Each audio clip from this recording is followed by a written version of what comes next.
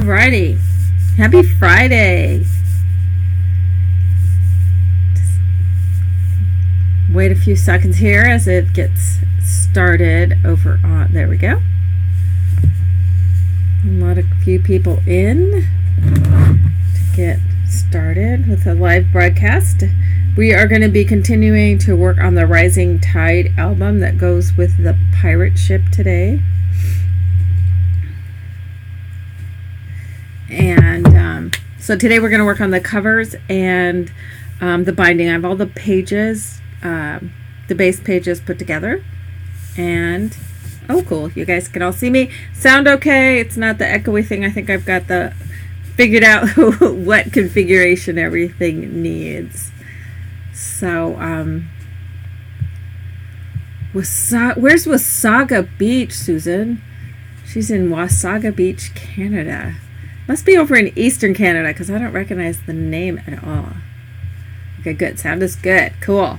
All right. Well, we're going to let a few more people get in and going here, and then we'll go ahead and get started. So, hopefully everybody had a really good week this week. I haven't had a great week, but you know what?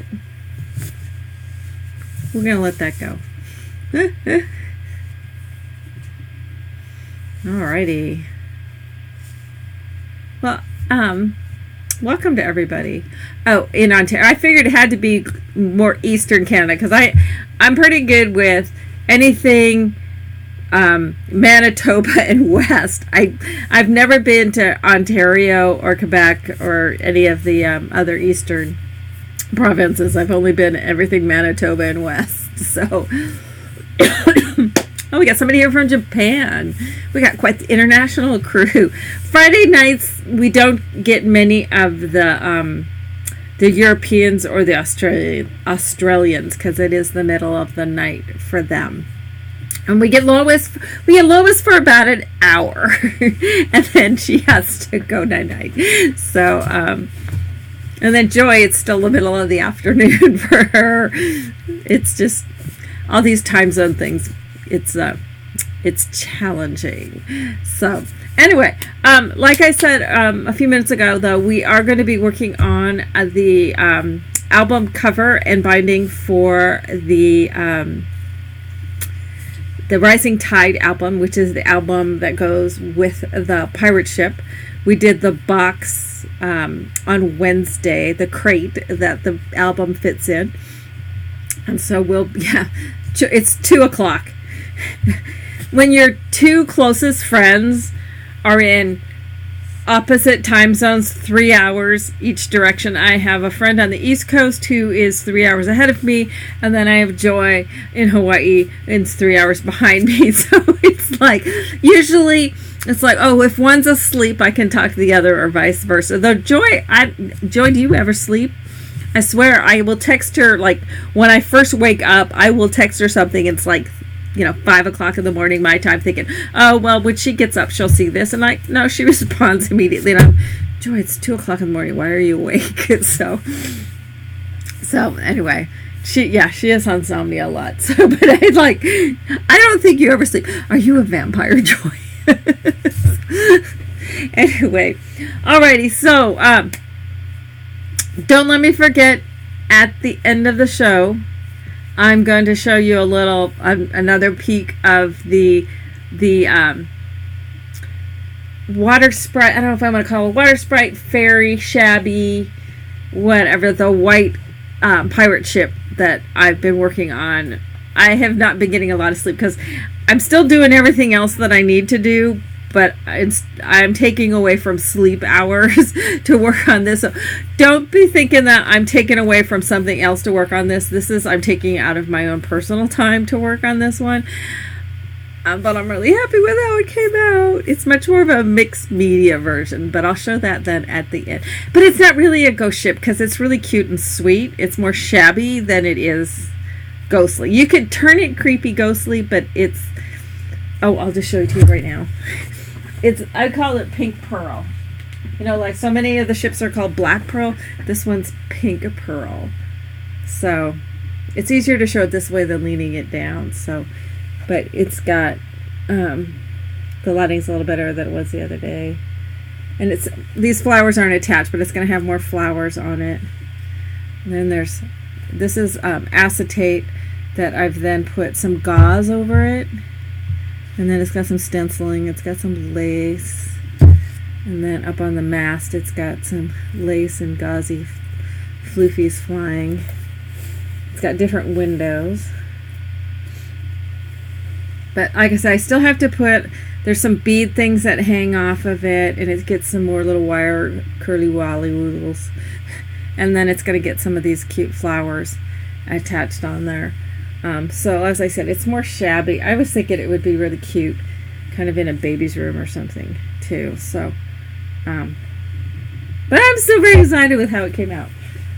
It was a lot of fun to work on. So it's probably got about another hour or so of padutzing here, but so and that there's papers that are going to go. I only have a couple of the papers other than the exterior papers, but it's more this kind of look. It's kind of a soft romantic look with the papers. So I only got a couple of them done so far. So I'll be working on those, getting those. So I will have a digital kit of that available. And I'll put together a supply list of what I used on it. And I think I will probably do a video. I'm not necessarily going to be doing what I did on there because I don't want to make yet another one. But I will do a video where I can walk through the processes of what I did. It's constructed exactly the same as the original version. I've then just on top of all of that done some mixed media, and what I can do is then do a video and talk about the different techniques that I used, which stencils I used, which materials I used, what things that I did. I didn't change anything on the original pirate ship pattern. Nothing has changed in the papers. The papers are different, the windows are different, but that's part of the papers. Everything's exactly the same size. Everything's done exactly the same. It's just different papers and then some mixed media techniques done on top of it. And I think I will do a video kind of walking through the specifics of what I did differently for it, to the different kind of embellishment that I did, but the construction of it was done exactly the same. So but I will have that available with those papers, but I'm not going to do a shippable kit with the materials in there. I'm close. I'm real close for some kits. I do know I will be putting up some kits. One of my goals for over the weekend is to get the In Suspense 2, get that sample done. I've been working on the patterns. The sample's not further along because I've been trying to get the pattern up to the sample. Because I will have the sample and get the pattern done, and I will have some of those kits available because I'm doing kits and I have to do it in multiples of 3 or 6. So I will have a handful of the steampunk version and a few more of a fairy version for that. So other than that, I'm not quite ready to start doing kits for other projects just yet. We're close. We're getting there. We're getting there in terms of getting some stuff shipped out.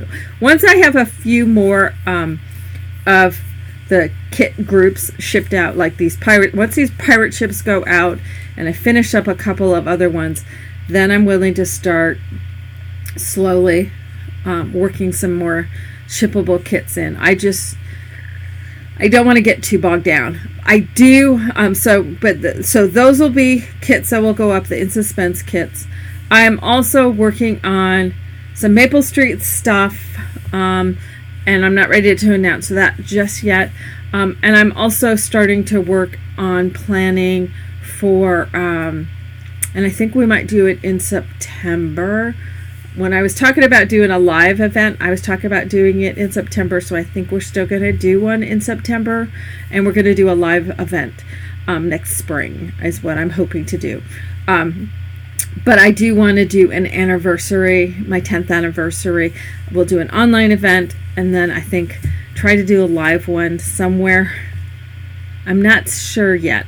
One of my top places that I really would like to do it is in Mystic, Connecticut, but I'm not sure how that would work. The Midwest really worked well. I don't really want to go to St. Louis. I'm not familiar enough with St. Louis to do one on my own there.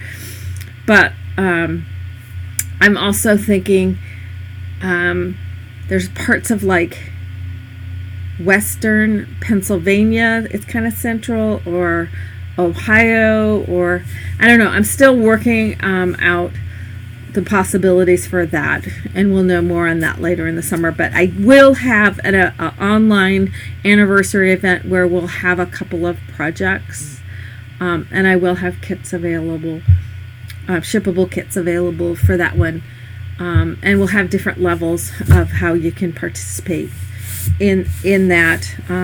There's always digital available and that sort of thing. So Anne Marie has Pittsburgh. Anne Marie and I were just chatting earlier today about that. When I drove solo across the country, I want to do something a little different. So rather than going through upstate New York and skirting along Lake Erie, I drove through Pennsylvania. I'd never been to Pennsylvania before. So it was so pretty. Now, I'm not sure. I was either too far north or too far south of Pittsburgh to stop and see Anne Marie, and I continued on. I think I made it into Ohio that first night. It's kind of a blur anymore. So, but Pennsylvania might be a possibility. So, but we shall see. Because then I could come visit you. It's always good also to have somebody who lives near the location when we do one of these, so that I can ship the materials and or kits and stuff there. So the Amish counties would also be really cool to do. I had looked at that, and that's more in eastern Pennsylvania. So, but I want someplace that's pretty readily easy for people to get to. That's why we did St. Louis that first time, is because it was kind of dead center for people. But I know so many more people come from the eastern part of the country than the western. So having it more towards back east. So I did, Lois, I did wave to you. So but one of the places that has a draw to me, it's not because of where my family personally is from, but my husband's family originated in Mystic, Connecticut. So there's a connection there, and there's something about that place that's just really cool, and I found a really good location there. So it may be possible that it would be there, but chances are it's going to be eastish rather than westish.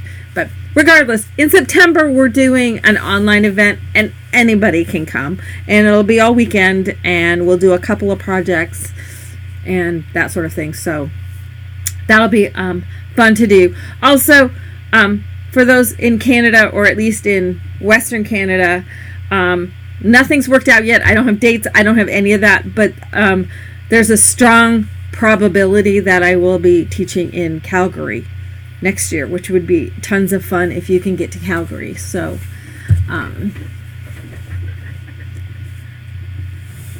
anyway, it's fun finally feeling like I've come out of the weird, foggy, funky, weird place that I've been for the past 6 months. It's kind of like I finally have pushed past that really bad creative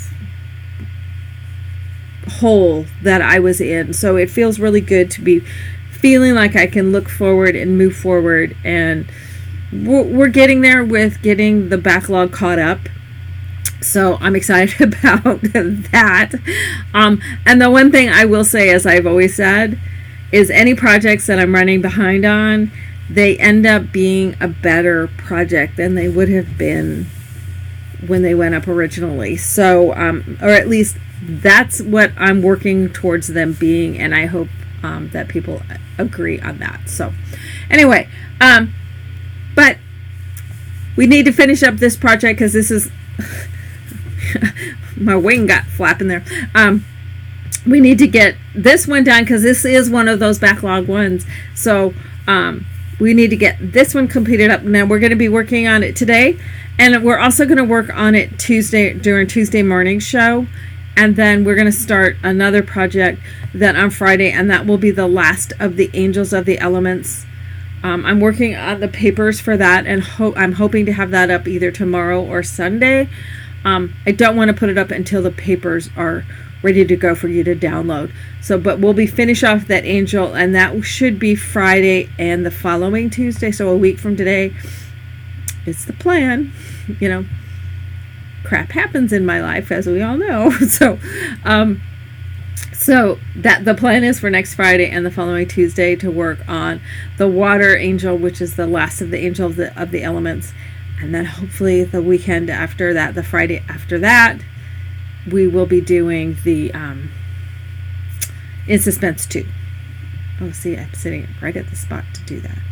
So the Victorian paper, or the steampunk papers for this one are complete, almost complete. I haven't put them in the little format and stuff, so they're not, but the design work is done. Let's put it that way. The design work is done. The fairy version of it is almost done with those papers, and the pattern is about a little over halfway. So hopefully get all of that completed. That's my task for next week, is to get all of that ready to go. So that'll be another project. There's still third one in the steampunk series, and then I got to look at what else we still have on the list.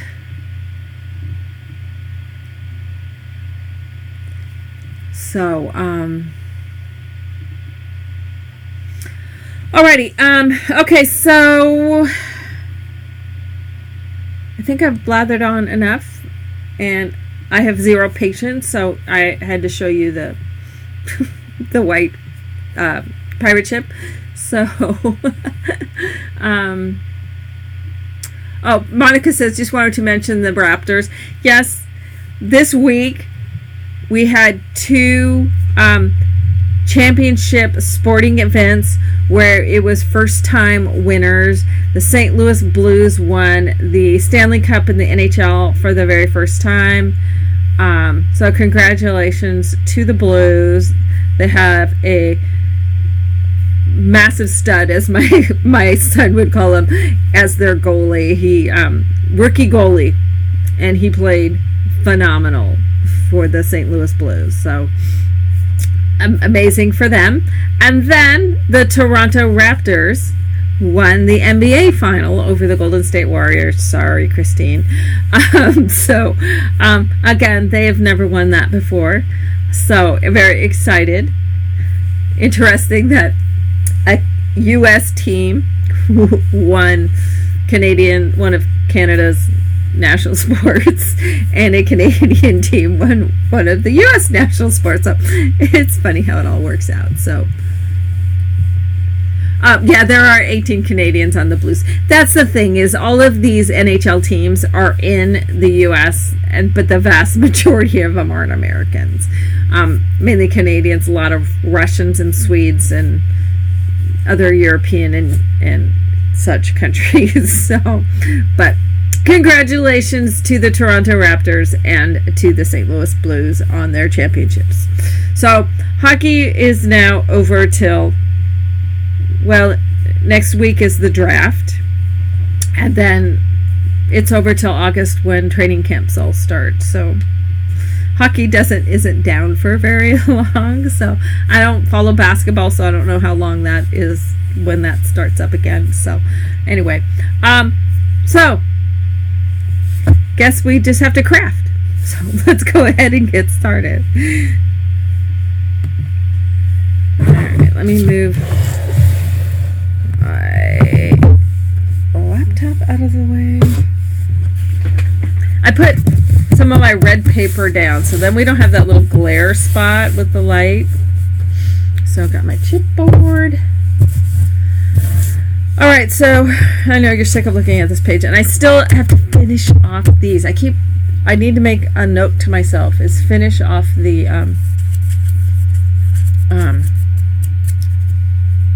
journal cards. So now this, as I said, is going to be a top loading. Now I realized earlier that I closed the ones I did. No, I didn't. I need to close the sides up. But as you can see, because I haven't closed this side up yet, if you close the top up, you could leave the sides open and these pages can be side mounted. You would just want to make sure that whatever's on the back was rotated so that this little guy, so it was this way. So if this is the front of the page, so if that was the front, it would look like this on the back side. So you just have to make some modifications to how all of this attached on there. So it can be a vertically bound, or it can be side bound. So I just have to close up these sides, which that one's partially closed, but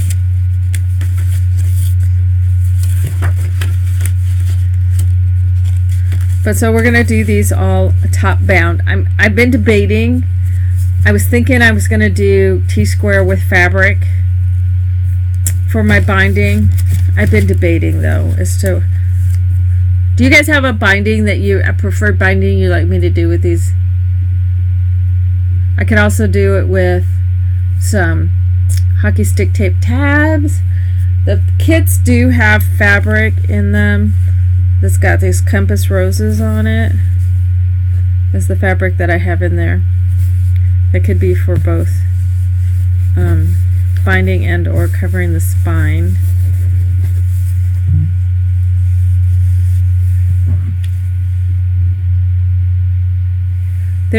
Pam says there's a loud hum. That is my laptop, Pam.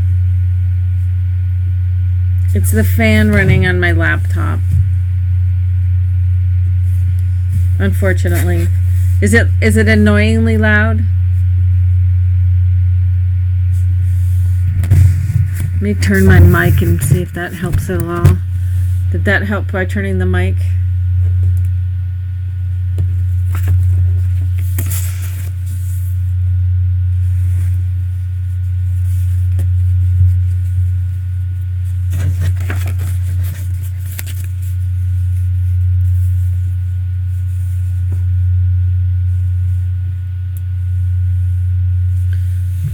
I'm turning the mic away just a little bit. I'm trying to turn the mic more towards me and away from the laptop to see if that helps. Oh, the mic stand sits on top of a mouse pad. That's already been taken care of long ago. I've kept it sitting on a little foam mouse pad for years because I used to have somebody that would get some sort of weird noise if I was sitting on the desktop.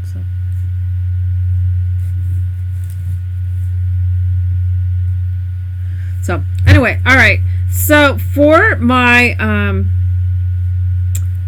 covers, I know I have the sizes on the supply list.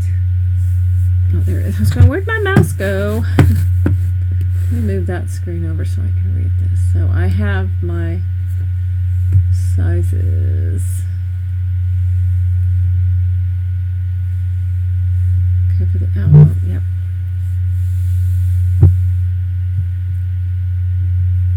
Now I did something. Now, okay, I've been doing this paper crafting thing for over 10 years now, right? While I was working on this, the white pirate ship, I tried something and it was like a light bulb moment. Now when I'm like cutting off like little skinny strips off of chipboard and stuff, excuse me, it sometimes can be really hard to cut those little slivers off. Also, just sorry, I got a tickle in my throat. Excuse me. Yeah, the mic was practically pointing at the laptop, so I just turned the mic a bit, and hopefully that did help. All right, so like when you're cutting off like those 1/4 inch strips, if you do it like on your roto trim or something, they get kind of like a little twist in them. Sometimes when you're trying to cut them this way, your blade gets angled one way or the other, and they're not real straight and stuff. So I did something the other day, and it was just like, well, dang, why haven't I thought of that earlier? So I'm going to show you guys, and it's one of those just little light bulb moments. Now, our cutters won't cut through this weight of chipboard. The little cutter dooley bobber on here, it's not deep enough, so it's not going to cut through it. But it is really an easy way to get a nice straight line on here. So if I need to just cut 1/4 of an inch off of here, so I'm just going to cut this. Now, it didn't cut through it, but what I can then do is I do it without my ruler, but you can do it with your ruler if you feel more comfortable. But you can just, oh, I got glue on that. Sorry, I gotta change this. I have glue on my blade, and it's not gonna cut very well. Oops. You know, I got a new chair for Christmas over a year ago Christmas, and the arms on it are the perfect height to slam into my desktop. Anyway, all right. So I can just put my blade down into that groove and finish cutting it. I don't have to press very hard, just slightly. And also, if you're more comfortable, put your blade up there. But this comes out like dead on 1/4 of an inch. It's like perfectly nice and flat and straight. It's like, why didn't I think of that sooner? Monica has a St. Bernard and Rottweiler mix. I can understand now why she calls him the horse dog. That is one big dog. And I bet you it drools too. So, anyway, it was literally one of those aha light bulb type moments. Now, this will be aware this will dull your blade faster than paper does. So just be aware of that. But it's like, okay, I just need 1/4 of an inch. So I just run my blade up and down. It doesn't cut it off. But then I can line my ruler up if you want to. Or it's a really pretty deep. But I just run this, and I don't have to press very hard. I just run my blade down into that groove. And it's like, dang, easy way to cut. It was like, that was so much easier. Alright, so it's that by, what size do I have it? By 10. So now I got to cut an inch off the height of it. So I just, stick it in my cutter. Vroom, vroom.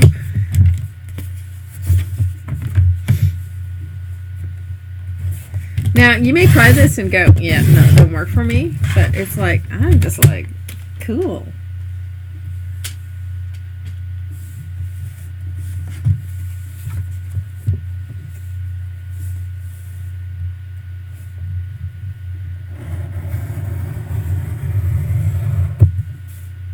It just gives a nice, really clean, and then you're not dealing with, potential of this sliding, or some people angle, one way or the other, so it's just like a dead straight cut. It's like, cool beans. Let me make sure that is the right size.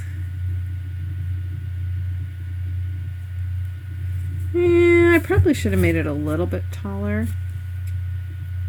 I just did that as 10. Why did I have it 10, not 10 and a half?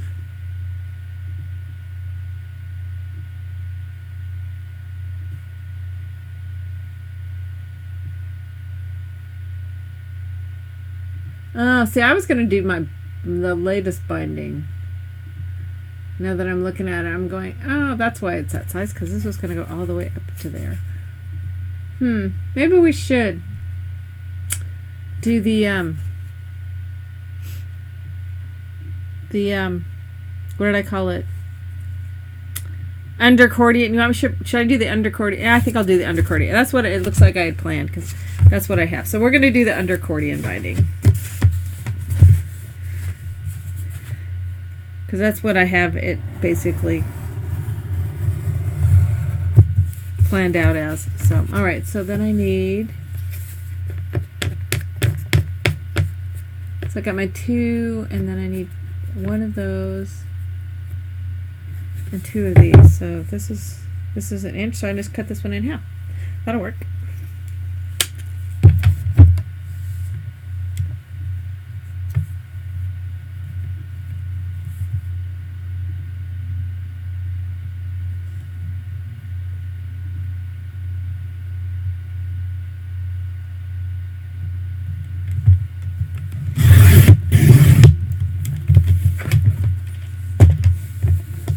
Yeah, I have 2 of these cutters, and I may dedicate one for chipboard and one for paper because, as I said, this is going to dull your blade faster. I don't know if I would want to use some old blades. I'll have to try that, but it's a possibility. Okay, so I need 2 of those.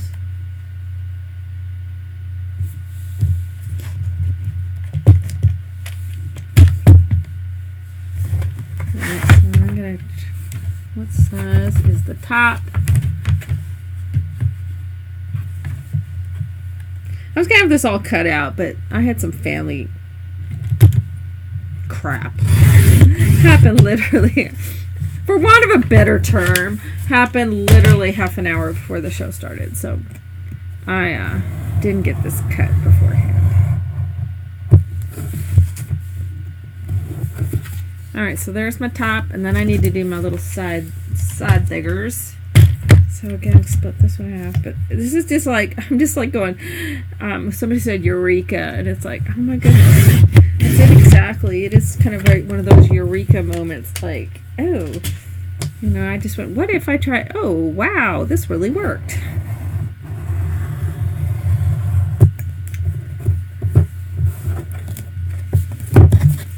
And these are my 2 side pieces. So they're the same size. Okay.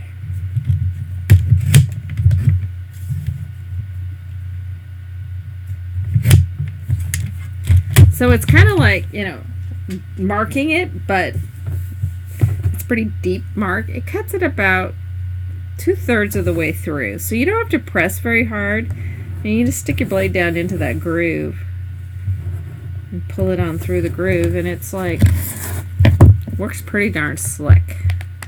Alright, so that gives us our box that goes, that our undercordion binding will go in. Since we've only done the undercordion binding once so far, we'll do it again here.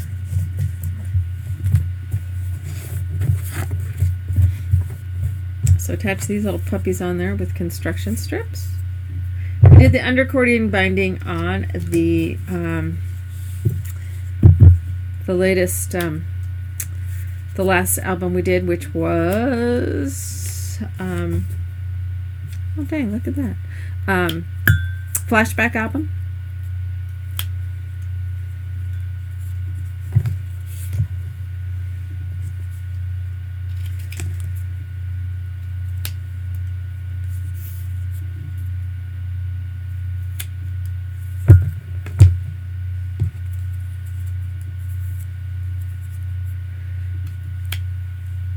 Oh, Anne-Marie, this actually makes it really kind of crazy easy.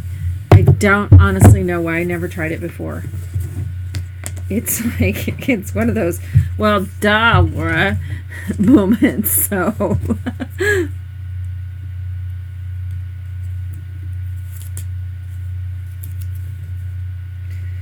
Joy, next time I go up to Snohomish, I will see if I can find another one. She wants my little pot that I put my little crumblies in. So I'll see if I can find one.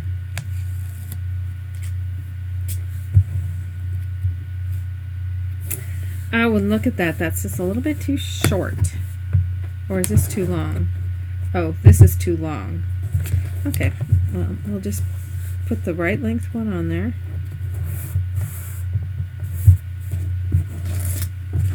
I didn't cut it down. I cut the others down.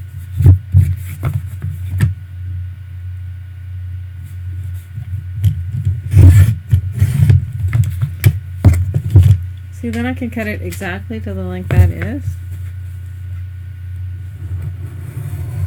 It's just like, it's one of those really, oh my goodness, why did I ever not do that before?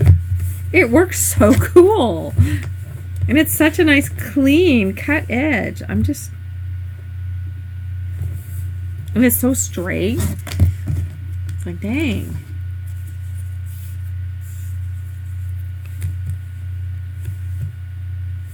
Yeah, I think they did the 1/5 inch because it's based on metric. So you can get 1/5 inch score tape these days, which I don't, I'm a dumb American, so I don't know what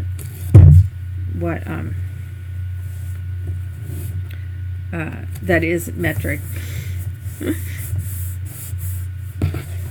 It's like the boy Sarah's talking to these days. He's a Canadian boy, like the third in a row, and they were talking about how hot it was or something, and I'm sure when she says it's like 80 here or something, he thinks, oh my God, she's in hell. And he says, oh, well, it's 30 something here. And it's like, oh, you're freezing, kind of one of those things. So I have been in hotels enough in Canada now that I know that if I set it at like 21 or 22 on the thermostat, that's about right.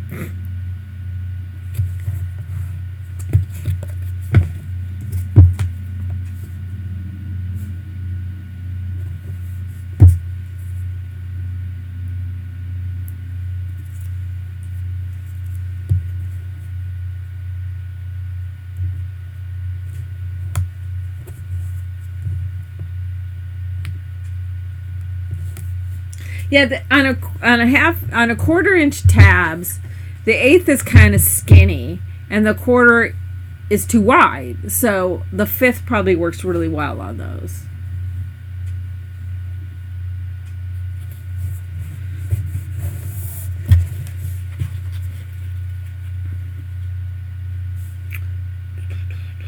So then that makes us our little binding box. So then we just need to close up the ends.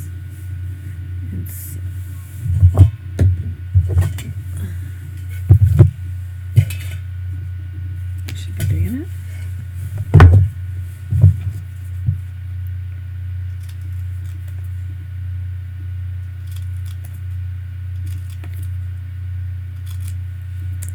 I just need to close up my boxes.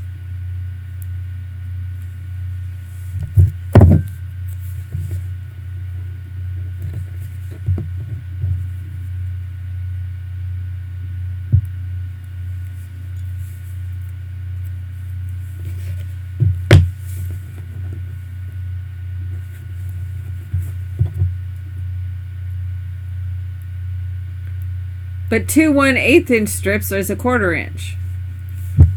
And that's the problem, is 1/4 inch is too wide, 1/8 inch is too skinny, so the 1/5 inch comes in between.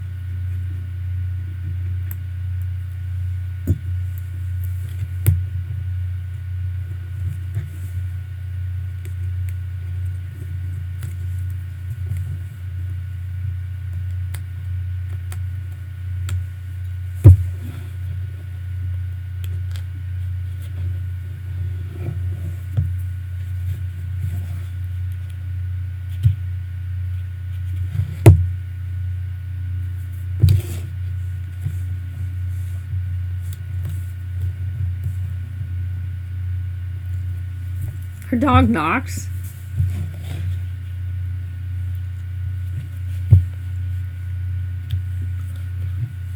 Should we tell her that she could go let him in and she doesn't need to tell us because we wouldn't know?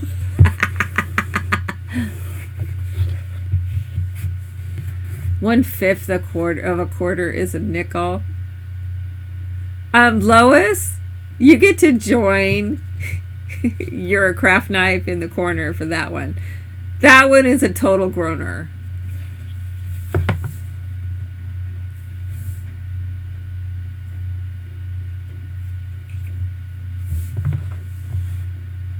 Oh, so it's not through Score Tape. It's not through Warm Company. It's through Sukwang that you get it, Crafty Daughter, rather than through his gore tape.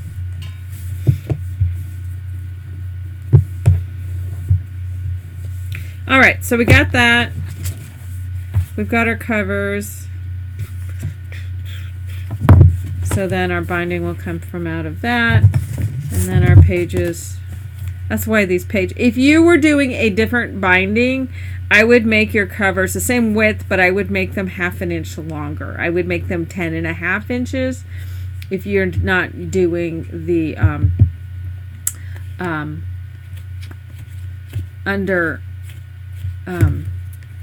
undercordian binding. If you're doing like stack the deck or T-square something, I would extend the length of your covers to 10.5 from 10, because otherwise you're going to be kind of popping at the bottom. So but because we got 1/2 inch on this, taking it for some of that binding, that's why we did the 10-inch ones, which once I was realizing what I was doing, it was like, oh, light bulb, duh. So I think I'm going to do my, do I want to do it? I'm going to do it out of the black, or should I do it out of the parchment? Because I'm going to use black hockey tape on it.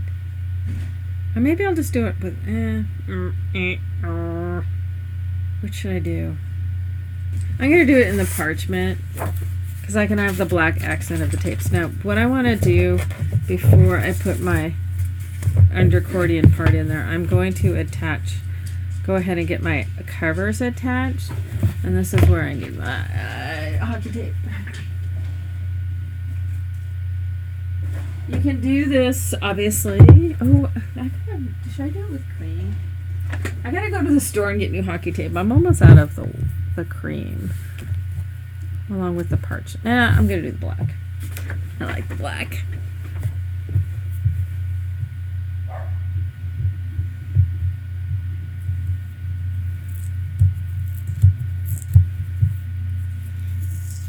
Oh, this may not be the roll I was using, because this is not pulling off very easily. This is a really old roll.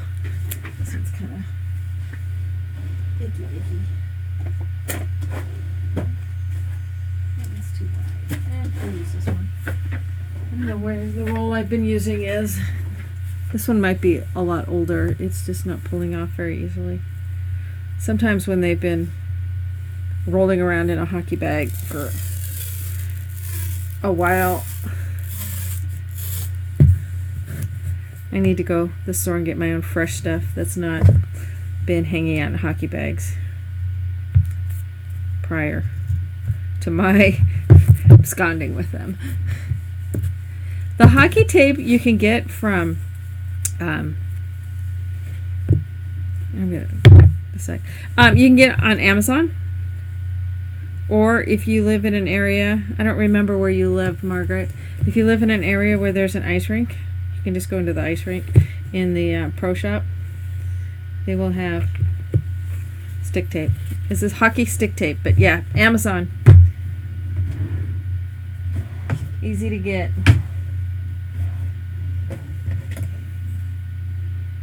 You can also order from any hockey supply, hockey monkey, pure hockey. What are some of the other hockey stores? Eventually I will carry it in my shop. I'm just not shipping stuff like that right now, so if you have a plate again, sports is in a pinch, yes. You want hockey stick tape. You don't want sock tape. Sock tape is a different kind of tape and won't work. It doesn't have sock tape. S-O-C-K tape is what they wrap to hold their socks on, and that's clear and not super sticky.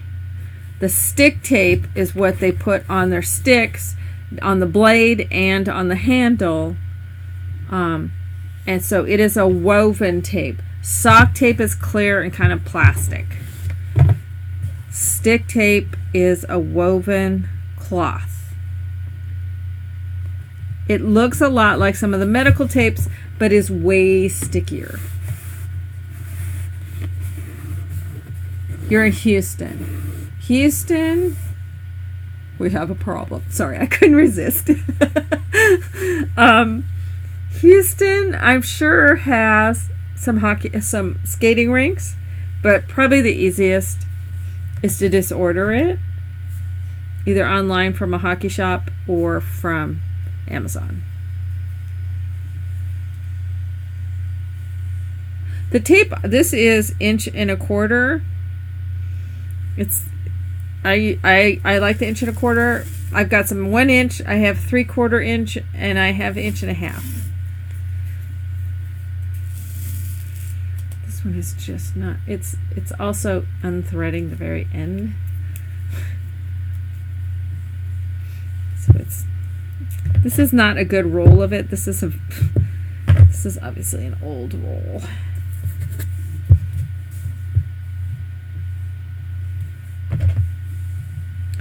Now, if you live in Canada, where can't you get it is more a good question. Canadian Tire's got a good price on it. Alright, so then I'm going to put this on the inside as well. And I just leave a joint, about 1/8 of an inch joint. But the tape works really good for all of these joint type things on your covers.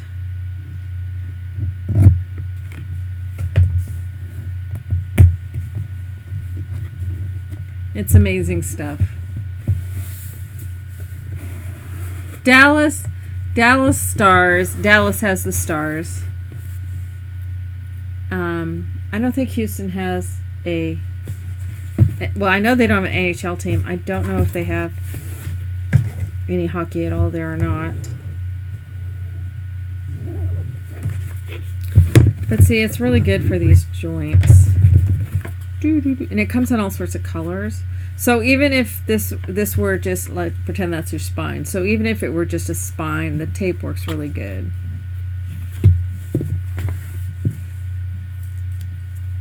Yeah, I went out to the garage looking for something else, and Trevor had all these tape roll ends sitting on the shelf. And I went, and that's when I had one of those light bulb aha moments. And went, hey, wait a minute. This could really work cool for scrapbook albums. You guys have had to listen to me talking about hockey for the last several years. Might as well put it to use. So I'm just covering over the whole inside.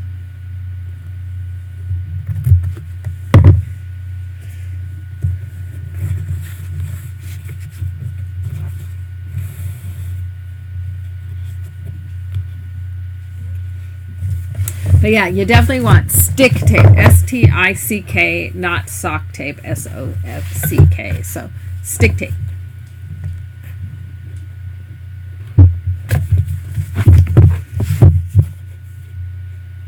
I did it on the outside the first time. That was a better way to go. This doing the inside first is not working quite as smoothly.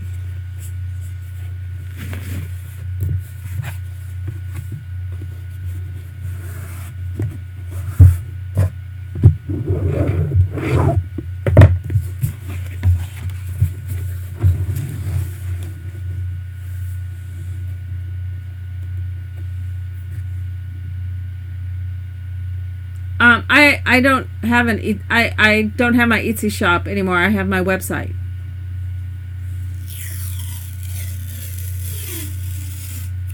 I just Margaret, I'm just not taking shippable orders right now because I'm still catching up from some past shippable orders. So eventually I will get it to where I carry it in my shop, but not just yet. And let's see, now I cut that one too short. A goofer. I want it longer, so I'm just going to take it off. I hadn't stuck it down yet, so. So eventually I will carry it, yes.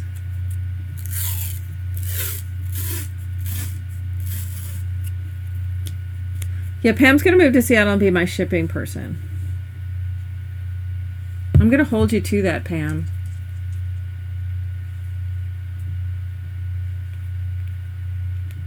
I'm probably not really fun to work for, though.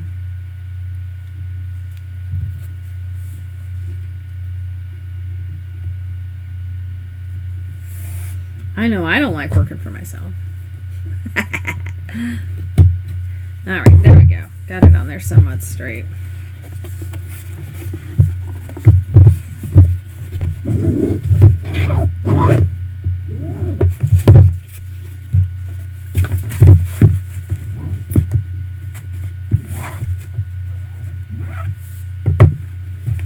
Alright, so then I can cover right up to the edge of the joint there with my paper.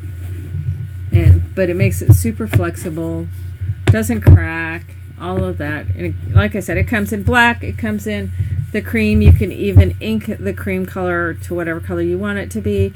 It comes in a rainbow of bright colors. No kind of cool colors, but if you want pink, light pink, bright pink, green, blue, red, it comes in pretty much any rainbow of colors you want.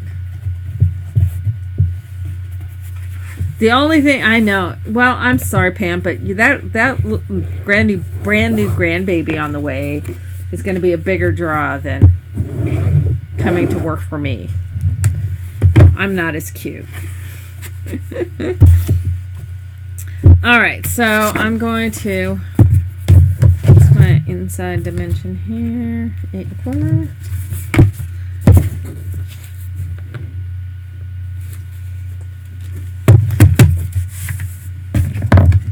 It's gonna all go by memory. Oops. Why am I getting that out? I need to cut it.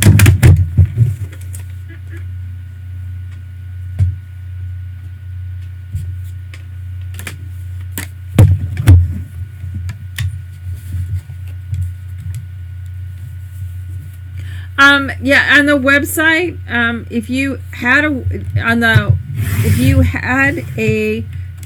an account on the website from March 2014 forward, we can just reestablish it. Just send me an email and we can reestablish it. Or whenever you make a purchase, you will get re-enrolled, and then any past orders I can attach. Between 2012, sometime in 2012, mid 2012, and March of 2014 is when I had my old website, and any orders that were on that one, I don't have access to them other than going through PayPal history. And I have downloaded all of that off of PayPal because they only go back 6 years. So I have all that history. Anything prior to 2012 was on my Etsy shop, and I still have the Etsy shop access, so I can look up any orders from there. But you don't, unless you're making an order, you don't need to register for the site if you're not registered currently. It doesn't give you access to anything if you've never been registered before. And if you are a new person, you set up an account during your first order checkout process. You don't do it prior to then. All right, so we're going to start out now. I do need the... You're on my old history. Okay. If you haven't ordered anything from me since March of 2014, then yes, you will need to set up a whole new account. And if you're not ordering anything, then you don't need to set up an account. So, all right, so I'm going to go 3/8 on the end. And then let's see, with this size, I probably figured it all out. So, 1, 2, 3, 2, 3.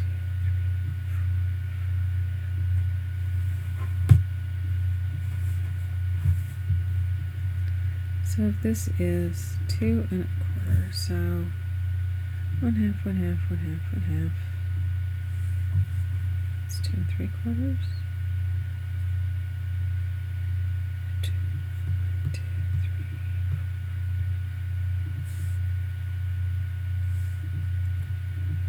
So I go 3/8 and then 1, 2, 3, 4, 5. Okay.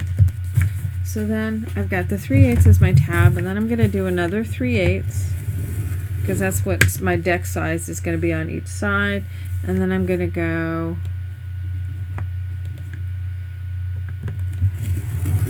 half, half, and that's a fin, and I'm going to go half in between. Okay, half. So this is a deck. So this is a deck. This is a deck. Half, half, half. This is a deck. Half, half, half. This is a deck. So 1, 2, 3. So we got half, half, half, half.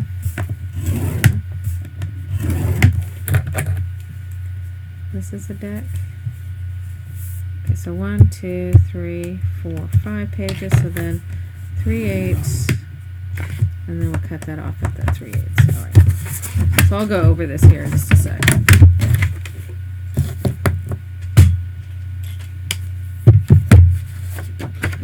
I'm gonna cut this.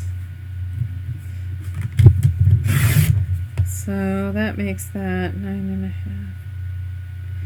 Okay, 10.5.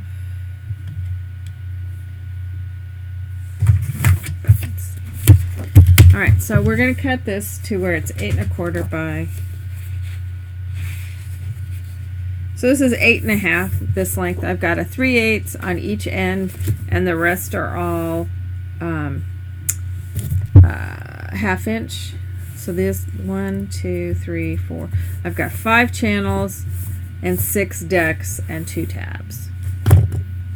Okay, so 3/8, 3/8, and then 1, 2, 3, 4, 5, 6, 7, 8, 9, 10, 12, 13, 14, 14 1/2 inch sections, a 3/8, and a 3/8.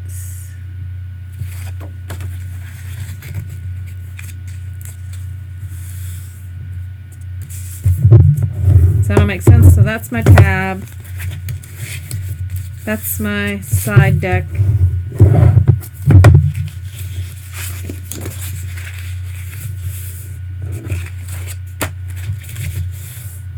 Here's my channel that my binding strips will go into. That's my deck. Channel. Channel.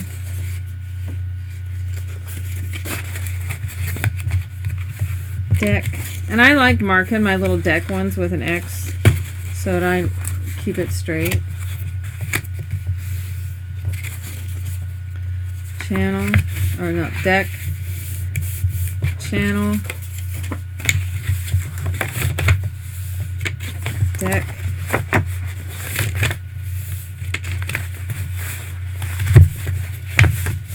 channel, the deck again, deck, channel, deck, tab. Alright, so let me give these all a good burn-ish.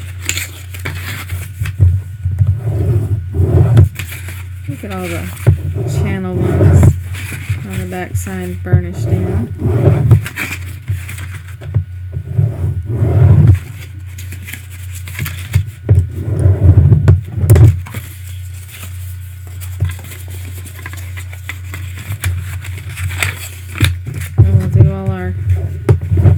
Deck ones.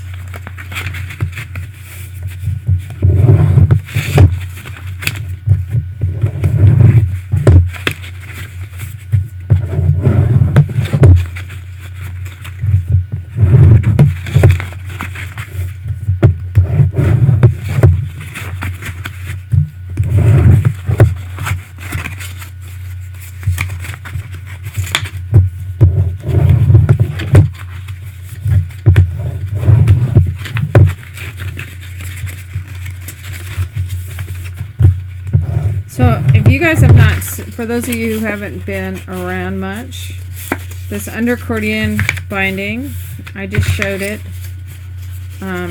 during National Scrapbook Day. There's a video there on YouTube from that day showing the undercordion binding.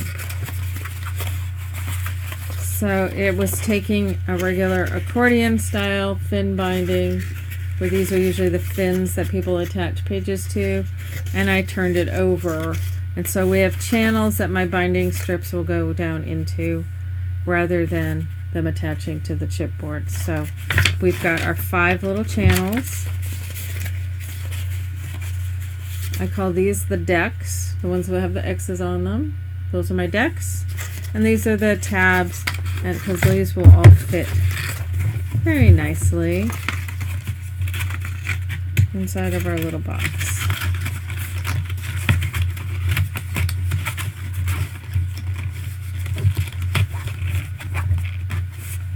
Voila.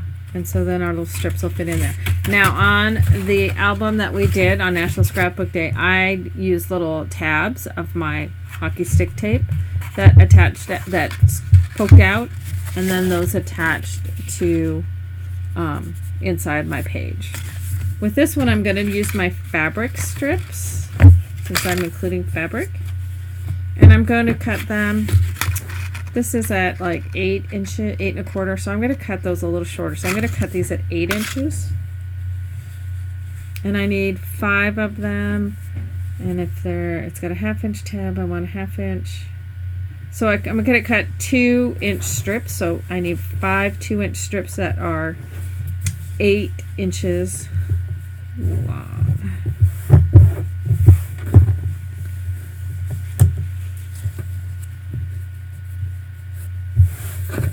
This is where it would be nice if I had my rotary cutter from quilting, but it's downstairs. So we'll just use a regular. You can mark this and cut it with scissors.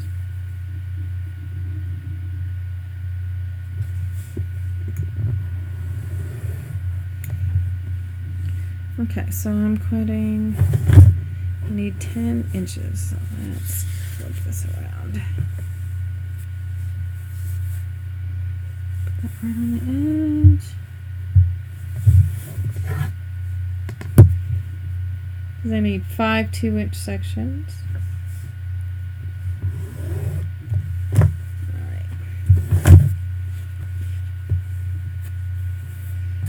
Line this up on here so I can cut this off.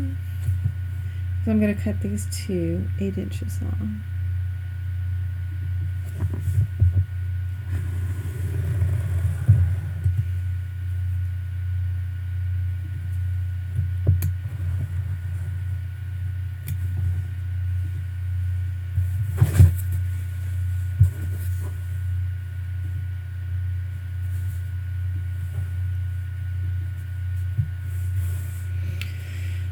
Four, 8.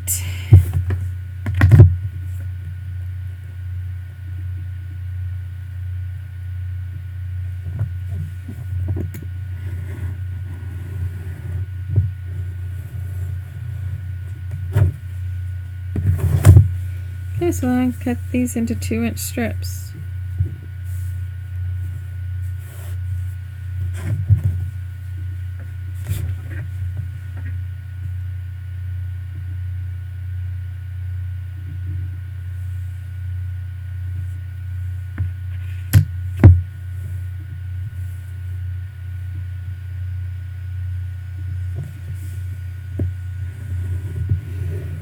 So I'm cutting 5 2-inch by 8-inch sections.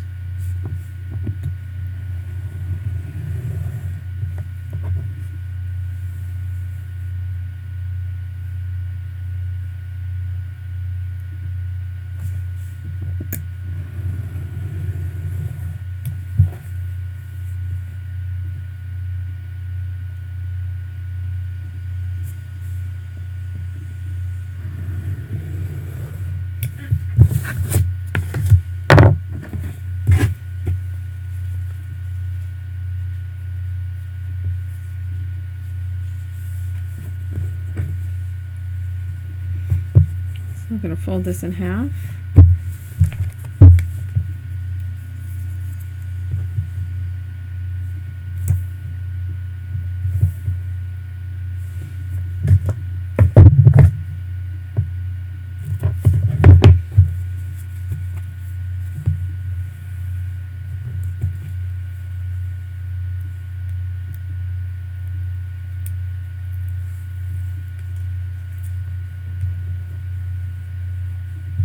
Bye, Christine.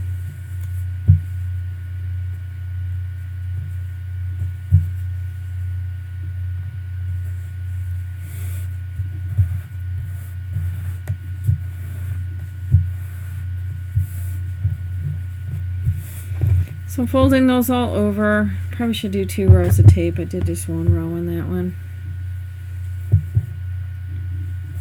I'm going to fold these so I know where the fold mark is.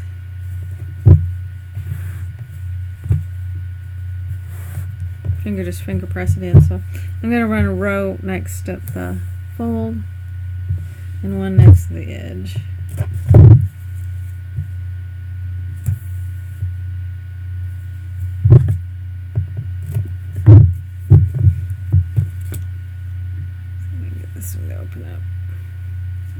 Usually with the fabric, once it sets for a bit, it just sticks really good. In the beginning, you can open it back up again. One thing too with these fabric things, if you want the adhesive from this tape to stick really good, heat it up a little with your heat tool, and it'll kind of meld the tape in to the fabric. I also just give it a good burnish. You can really rub it a little bit. It warms it up and sticks right down.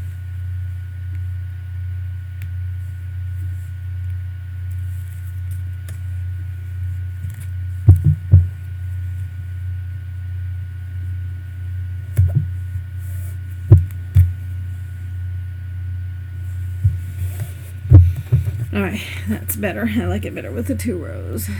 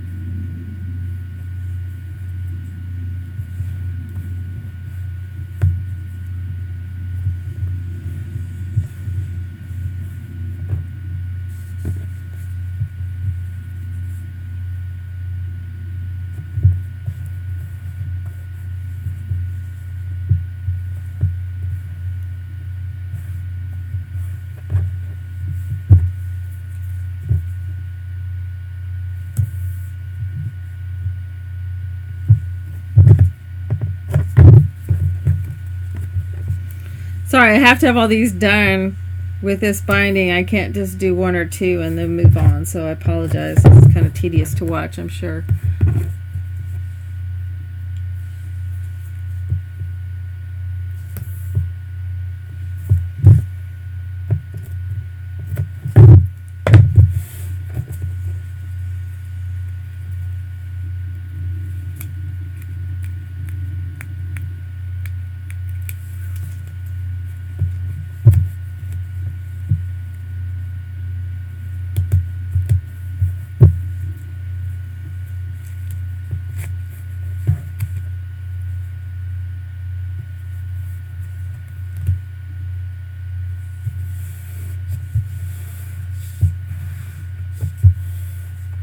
Yes, you could use wider tape. I just don't have, I have 3/8 is the widest that I have. If you had 1-inch tape, obviously that would work great. I just don't use wider tape very often. It's not worth it to me to have a roll of it on hand because I just don't use it.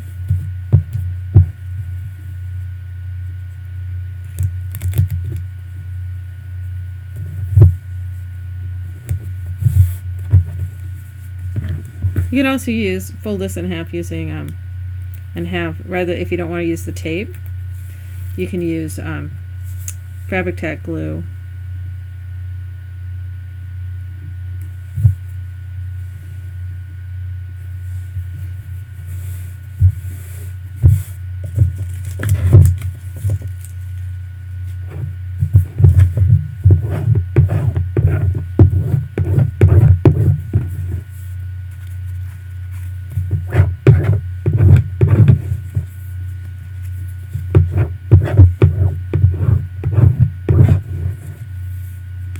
No, it's just that I needed the wider and I didn't have wider tape. So Joyce thought there was a need for the 2 strips of tape. Nope. It's just that's what I have. Alright, so then these are going to attach down inside of our channels. Again, glue or tape, whichever you prefer. I'm just, because I don't want to use up all my 3/8 inch tape, I'm just going to do a 1/4 inch strip near the fold, not near the bottom, but near the top fold of the channels.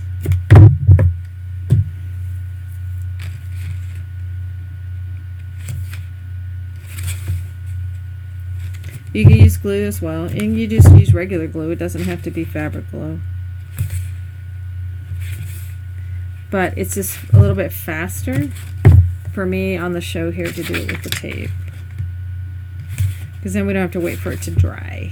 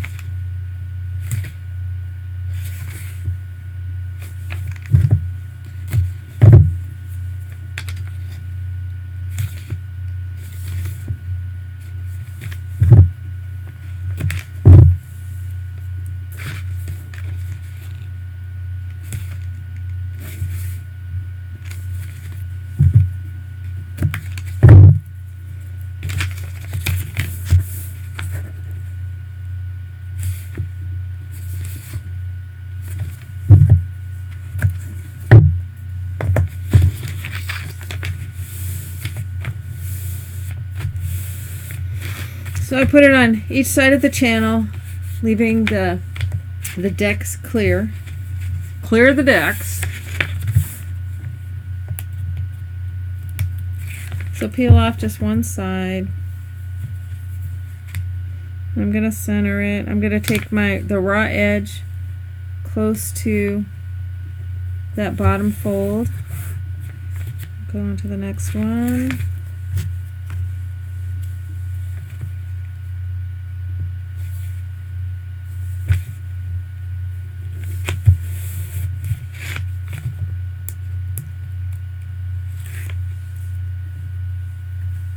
Yeah, you could use some sort of fusible. Stitch Witchery is a brand, but any kind of fusible, you could use that. Absolutely. There's a zillion and 2 different brands that you could use.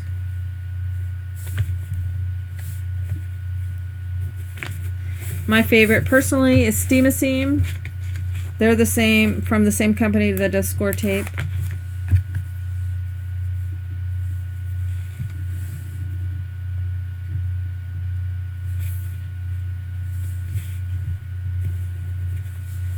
That seems a little bit long.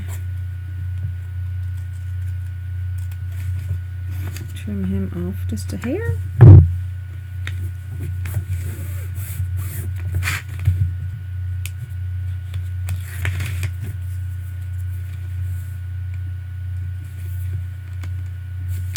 This could also be 1-inch wide ribbon.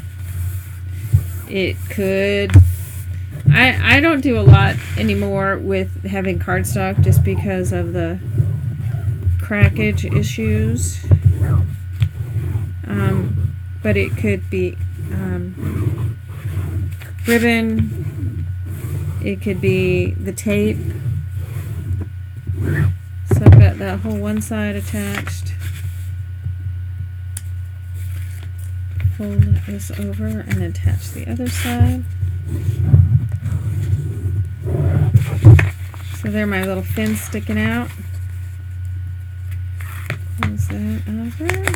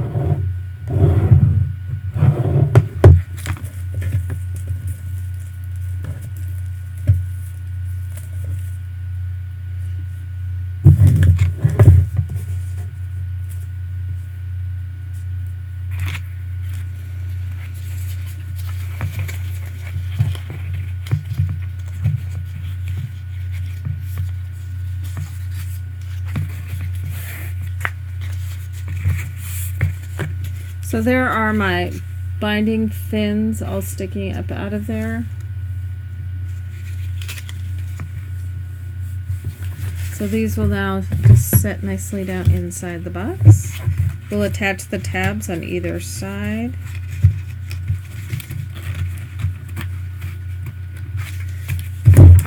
Need to tab my corners, it'll fit a lot better. And that's just tab the corners of just the tabs that are on each side. I'll put score tape on in here just so.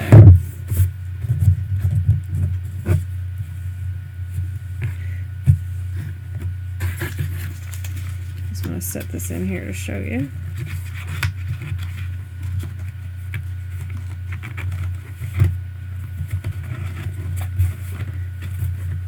Fits nicely, just nice and snug inside there.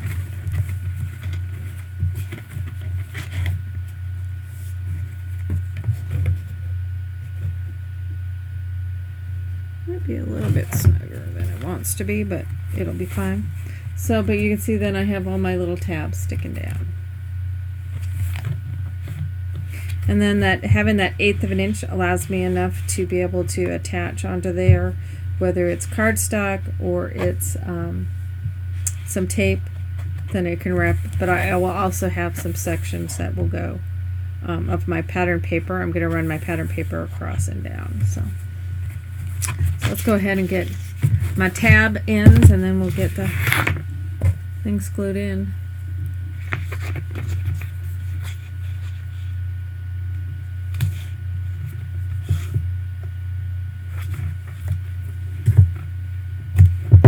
They can, obviously these tabs can also be done with glue, and many of you may find you have a little bit easier time with those using glue.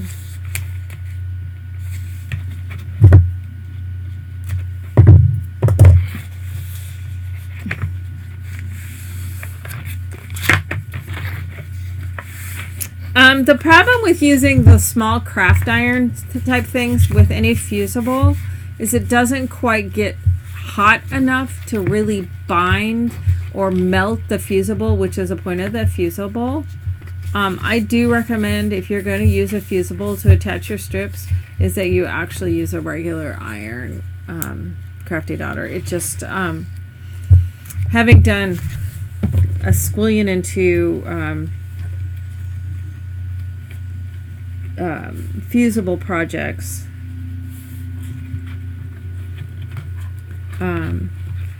it's just recommended on fusible stuff that you use a regular iron.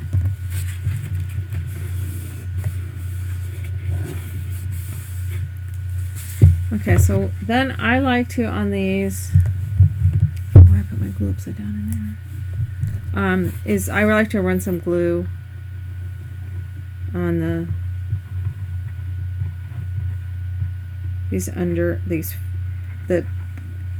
fold edge of the channels.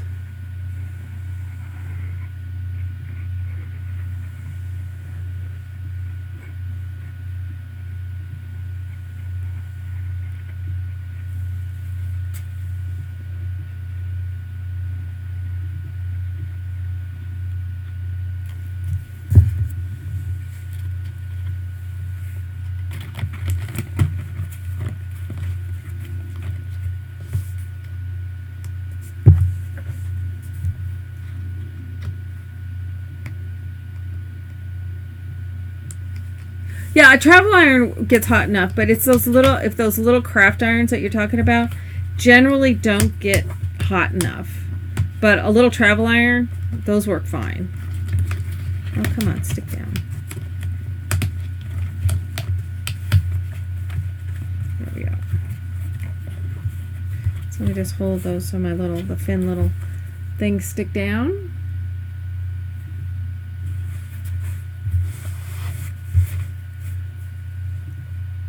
Just gotta hold it till those all glue sets up for a second.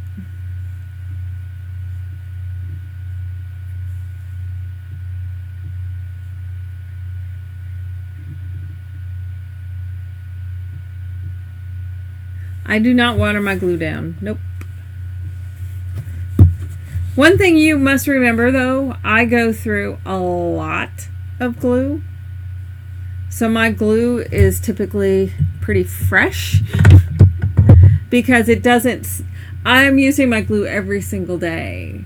It's not like I don't, it's not like it may sit during the week and then because I only get to craft it on the weekends. I'm using my glue every day. So A, it's fresh, and B, it's used every day.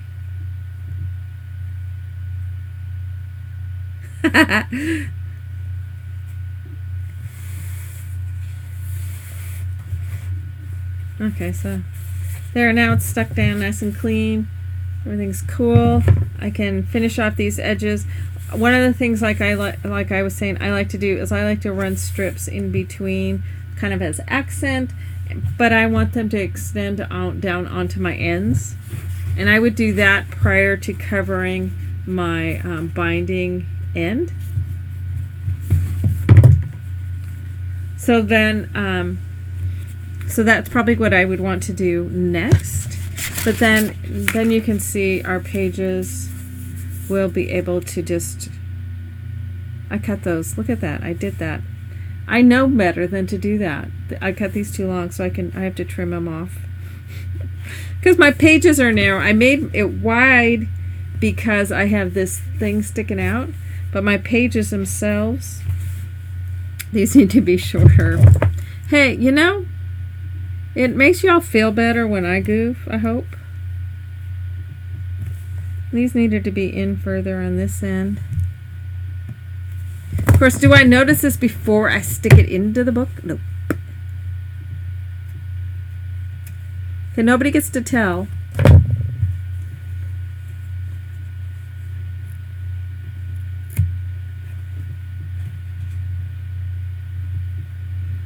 I'm just going to snip that one that way. So I'm going to have to trim this little puppy off. But I want to show you how this is going to... So we're not going to attach our pages right at the moment because I got to do some fixing. But if I had looked at that first before I put it in there. All right, so you're gonna want about 1/8 of an inch, and it's gonna be, I want it just short of my page. So I'm gonna have this be in about 1/8 of an inch on one end, and because of the having this one side, this tab on this one side, it's about 7/8 of an inch in on this side, and 1/8 of an inch to 1/4 of an inch in on this side. Probably 1/4 of an inch on that side. So if it's 1/4 of an inch on this side, it's 3/4 on this side. So 1/4 and 3/4, and then you attach it to where there's 1/8 of the fabric showing, and then attach it with either glue or your tape, and then our pages, fold boop, boop, boop, boop, really nicely. But I wasn't paying attention. So this little piece should not even be there. I'm trying to decide whether I want to just cut it out or if I just want to pull this out before it's already attached in. Okay. That's not going to show too much. Let me come up with a solution here real quick. I'm just going to cut that off, and then I'm going to cover it over. And as long as you guys don't tell, I'm probably good. But y'all are going to tell.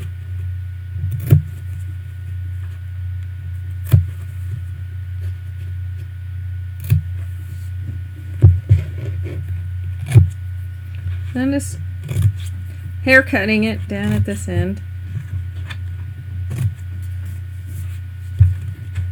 How did it cut that? Not quite tight enough.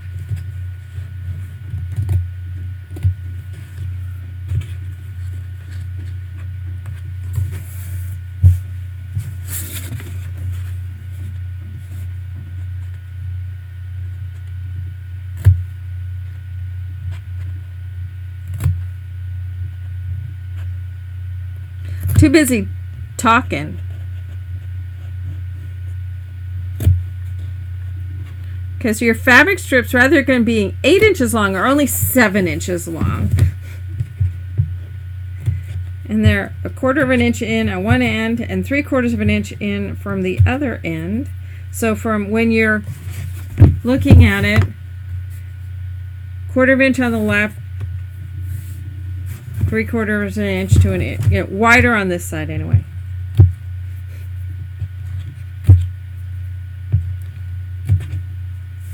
Alright, so what I will be doing then is I will, I'll have my accent strips that'll go through there, and then I'm going to run, I can either run some cardstock cover over that, I can do fabric over it, I can do pattern paper over it, but you won't be able to tell that I boo-booed.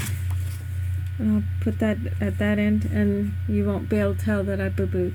Maybe I should put that down, and then my paper can go pattern paper.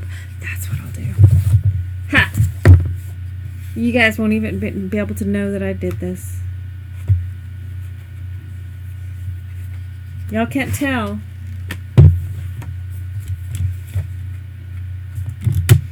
See, I like to goof up, because then I can show you how to fix it.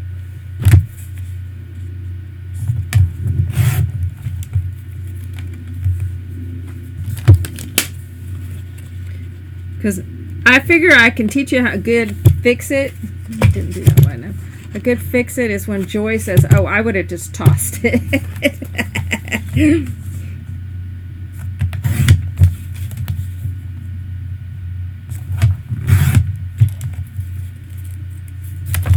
So that's going to cover over that end.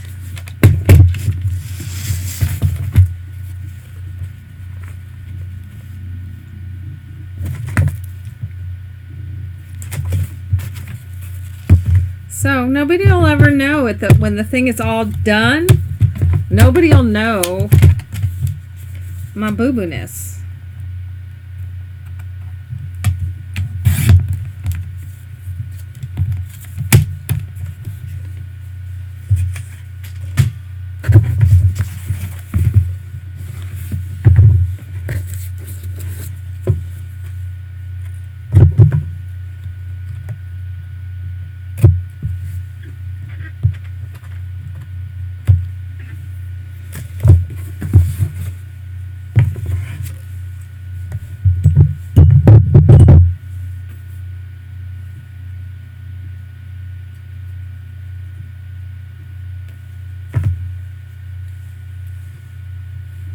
Okay, so that's just covering over the chipboard down on this end.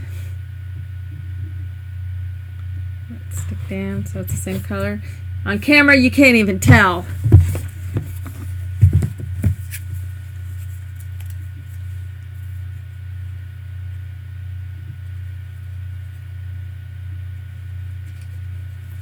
It's called thinking on your feet.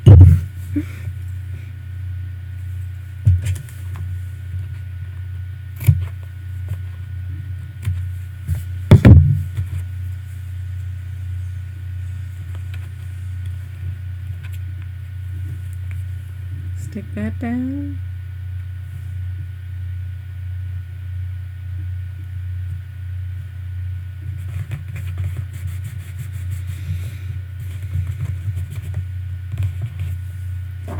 So let's see what some of the pattern paper that I could use.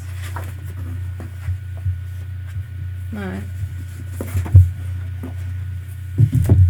camouflaging stripe is what I will use. So I need 1, 2, 3, 4 that are 3/8 and 2 that are 1/4. So 3/8 and 3/8 is 3/4, 3/4, 3/4 is 1.5. So 2 inches worth.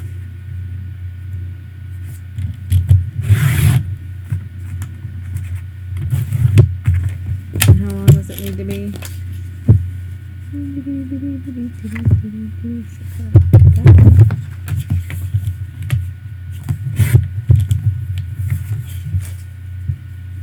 Now, we're back to where we would have been had I done it correctly. So now I'm going to cut some strips that I would do regardless. So the boo-boo is fixed.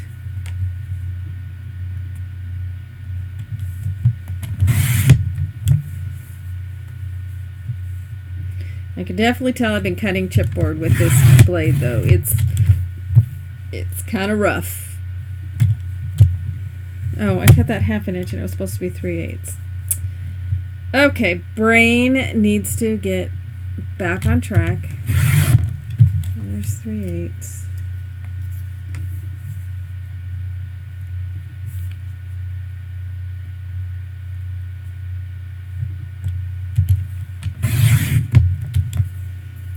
There's 3/8. Chop this one down to 3/8. 3/8. 1, 2, 3, and I need one more 3/8.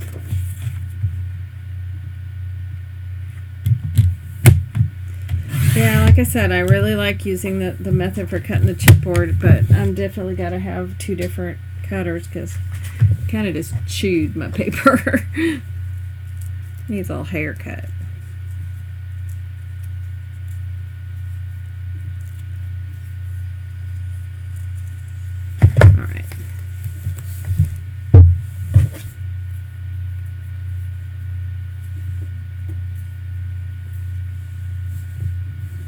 Yeah, I'll make the striped paper look like checks just for you, Joy. When I cut my striped paper narrow, she thinks it's check. It looks like checks, so it's acceptable to her. I'm just going to write on the face of the cutter and just say chip on there. Put a piece of tape or some way of marking it so that I know it's... I suppose I don't have to, I can just use 2 different blades. Duh, I don't have to have 2 different cutters. Oh, that was really smart. Yeah, so I can just mark the cutting blade. I'm sitting there thinking, oh, I'm going to need to have 2 different cutters. But no, you just switch the blade out. Okay, that was pretty smart. Thanks, Monica.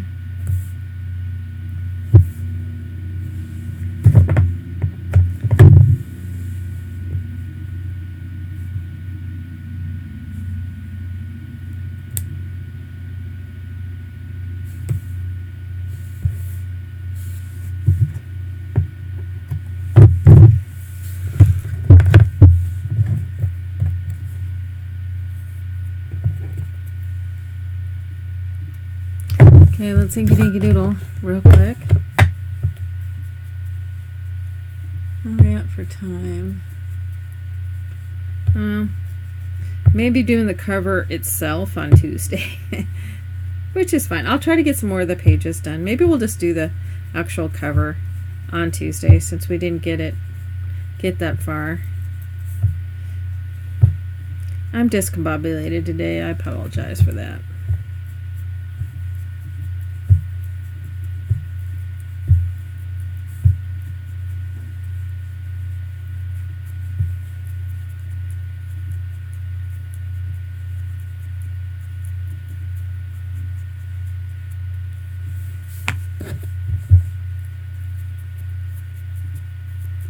If I'd have stuck with just doing like a quicker, easier binding, I probably would have gotten done. But since I've only shown this binding one other time, and then, I goofed it up just so I could show you how to fix it.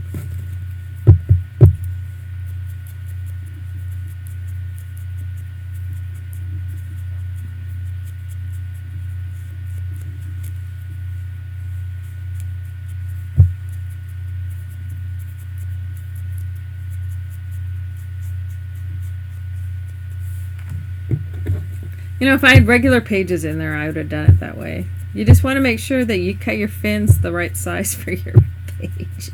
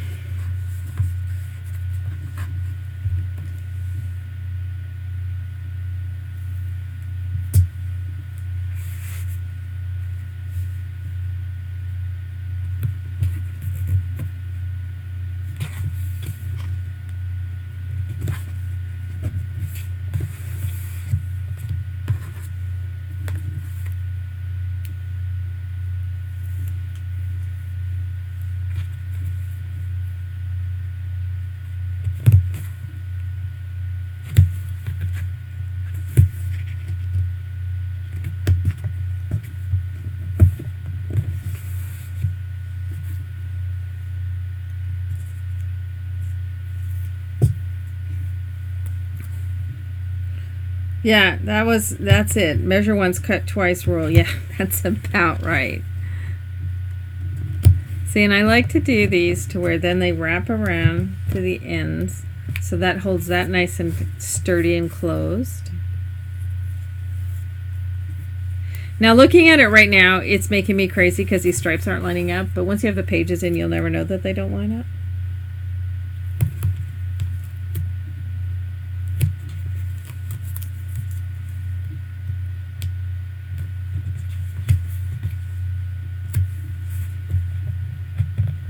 Well, that must be the extra one that I cut because it's too long.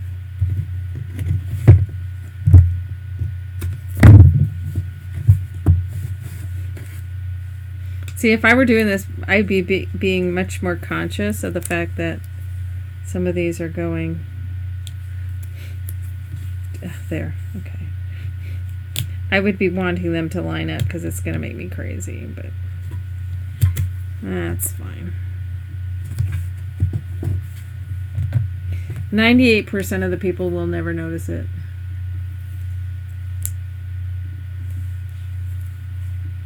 Somebody actually threw a project you made for them, an album you made for them in the trash. Are you kidding?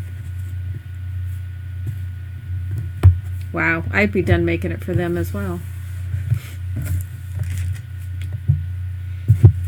Alright, so there's my binding. Oh, this one I put upside down, so he needs a haircut. But that's never gonna, nobody will ever know that this one is not fold side up because it's gonna get hidden inside the page. So, and these just wrap around. This will all get covered with pattern paper. We could leave that just the stripes the way it is right there. Unless you look closely, you'll never even notice that I put some extra little paper in there. But my pages will, the side with the wider section goes on the right because that's the side that has this little tabba-dabba-doodle. And so these will then, back to where I was to begin with. So that will attach on to there like so. So it's just going to attach, leaving 1/8 of an inch showing. So since we've got a few minutes still and we're not going to be able to get to the point where we do the actual cover, I'm going to go ahead and attach these pages. But I have some of these pages, I didn't seal them. Well, this one I did seal it close. This is coming loose.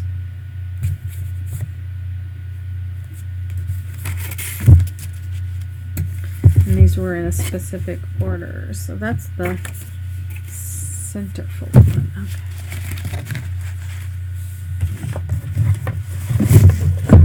So this is one. That's on the top. So this one's 2.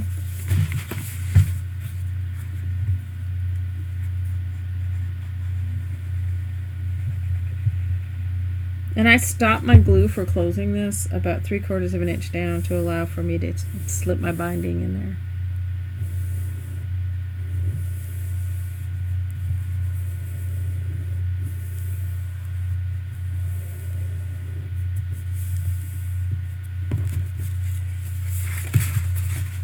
Go enjoy your ice cream, Monica.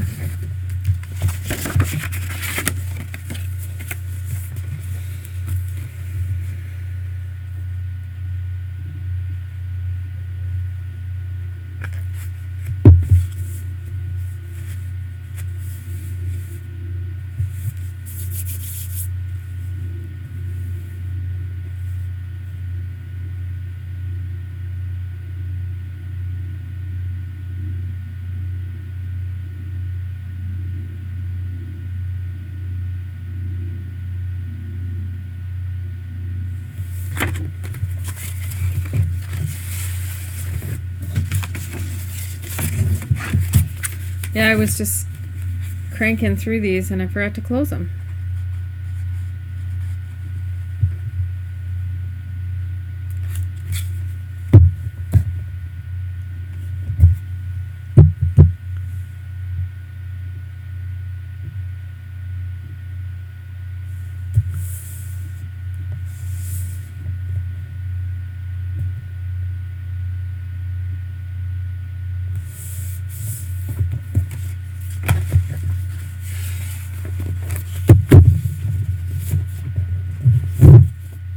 Alrighty.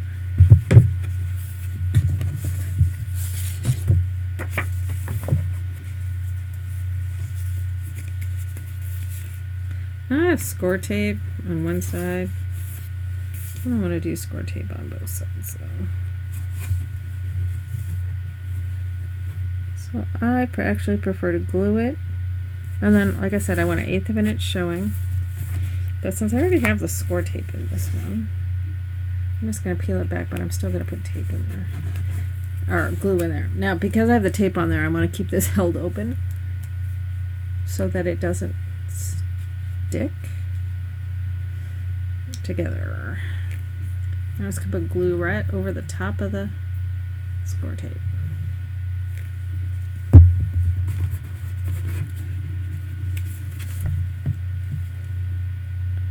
Slide that open. Let it down. The beauty of doing glue over the tape is that it gives you that momentary opportunity to move it around.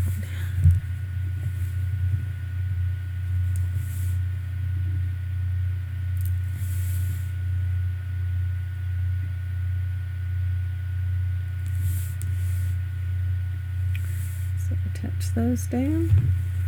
So by having that 1/8 of an inch, it allows it to lay flat this way and then lay flat this way, and you can just hold that in place till it grabs. And I'm 1/8 of an inch in from this side. Maybe it could have been a little bit more down a little bit more.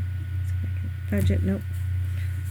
So you just want to make sure that it's kind of centered when you have the stuff in the side. Since this page is kind of asymmetric in that we have these pockets that open over on this side, so you want to make sure it's shifted down this way just a squidge.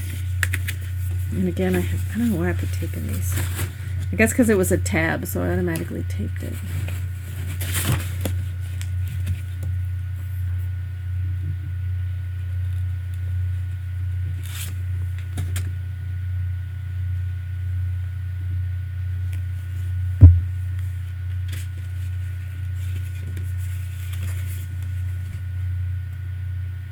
So I just slip it down over the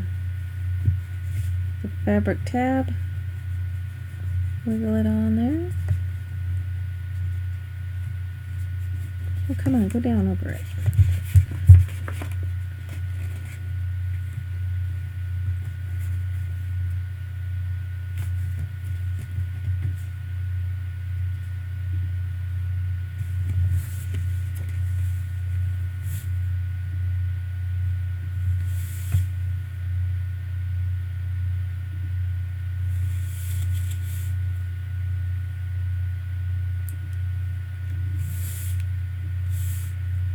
that on?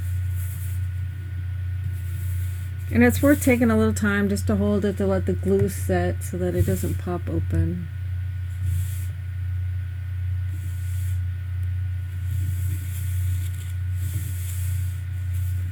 There we go.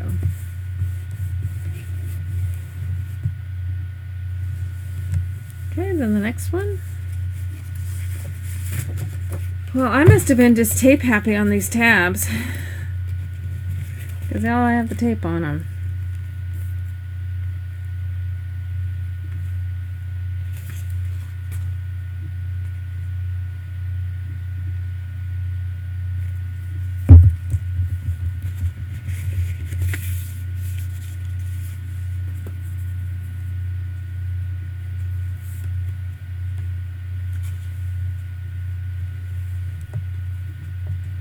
We'll see, sometimes they cooperate and just slip right on there and go perfect, and some of them go, no, I don't want to be in that spot. I want to be moved over.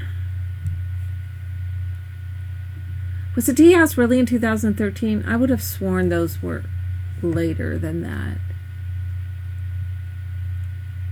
Really? I didn't think I started Maple Street till 2014. Huh. Time flies when you got too much going on.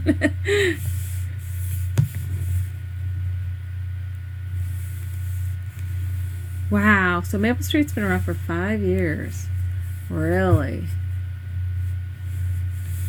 Okay, I'm feeling old now.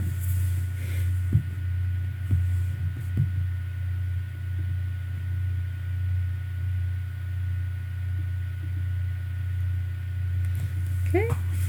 Ooh, finally one without glue, or without score tape.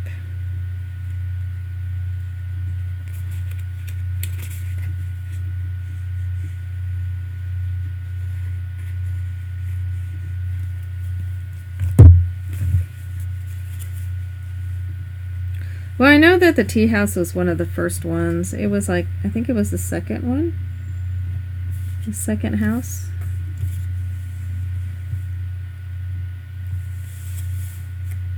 Yeah, I don't know. I could have sworn those were not that old. We were talking about projects, and we were talking about the first project that I used, construction strips. Now, I went and looked at some of the older projects, and that the Gone Fishing, the fishing creel, has construction strips in it. Not as narrow. Those were when I was doing them really wide. I think they were 1.5 inch strips. But I think that was one of the very first ones. I don't think I called them construction strips back then, but I did use them on that fishing creel.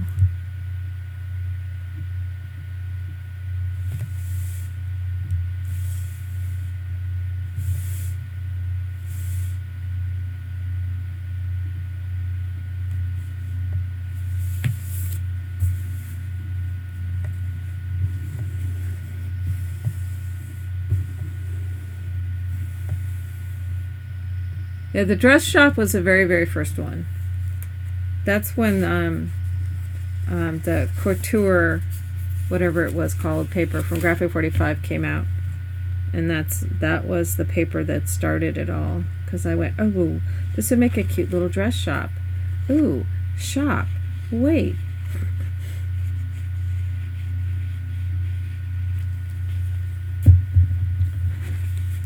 And I live in Maple Valley. So the name and Maple Street just seemed like the name of a street that I've seen in a squillion different towns, so it made sense.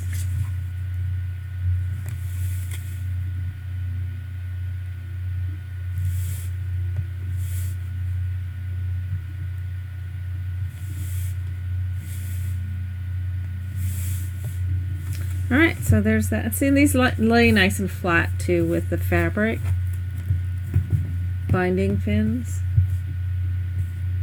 Yeah, and as I said, you don't have to use fabric if you don't have access to fabric or use fabric or want to use fabric.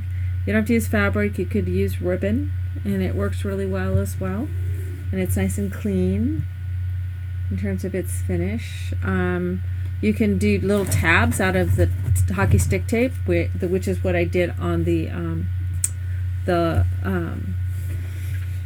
flashback album, which you can see the videos for. I use the same binding. So this is nice, and see, like I said, you're not really noticing, other than right here, that these don't line up perfectly. But, and so this will be our front cover here, and this will flip open this way, and flip, flip, flip, flip, flip, flip, flip, flip. We'll have a closure, and this flips up, and there's a pocket and a pocket, and then we've got this guy doing the same thing, and this guy doing the same thing, and it's got these little tabs. That's why it's kind of shifted off to one side a little bit. Flip, and ta-da! And so that puts all of our pages. Gives a nice, it's got that nice box spine on it. Nice and clean and pretty. So, and it's going to be oriented this way. And so I'll put my cover on here. Right now this is closing up just because we don't have everything, but once there's embellishments on there, this will stay flatter.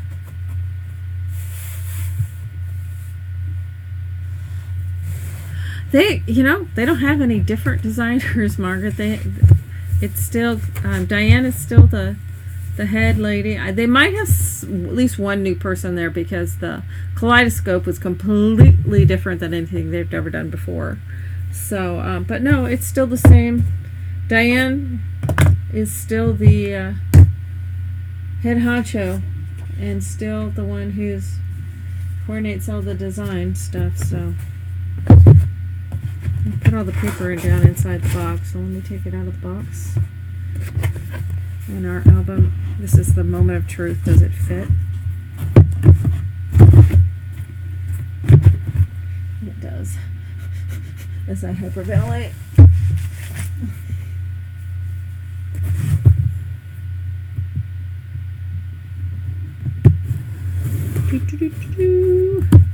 And our binding is now in our box.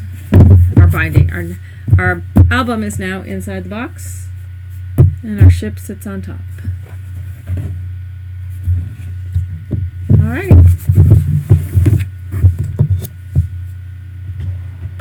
Now, one of the things I probably will end up doing is on this box, because it's kind of tight and cozy to get this out, I might put a ribbon that is attached to the bottom so I don't have to lift it up this way. It's a little bit cozy because of the, I should have probably made it a little bit narrower. I might have done it down to, oh, that's sticking out right now because it's not attached down. That's what's hanging it up. But I maybe wouldn't have made it quite this cozy. I would have made it maybe 8" instead of 8 1/4. But this, see, this is sticking out right now because it's not been finished. Once it's finished and it's tightened down in there, it'll fit better. But I forgot about these things sticking out. So I might be inclined, and since I have to make some adjustments to the album cutting guide, I think I would cut this down to 8" so it's 1/4 inch narrower. I think I would make, and because you still have plenty of room, but I think I might cut that down to 8" so it fits in there a little less snugly. But I think once I get that all cleaned up, it'll fit better. So anyway, rising tide.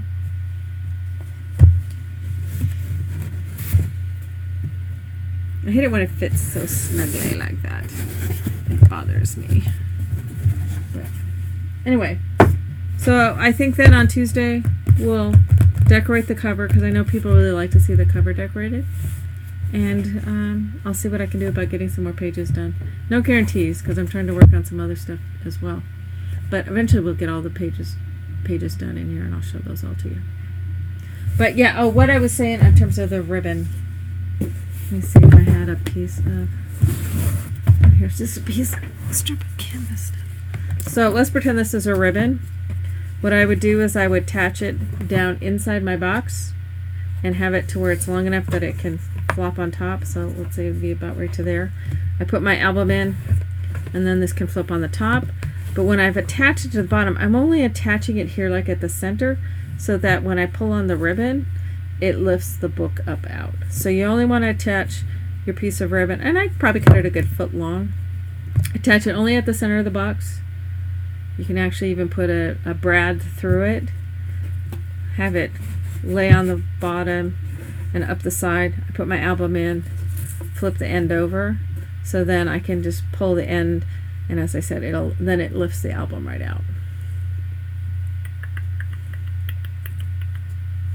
So.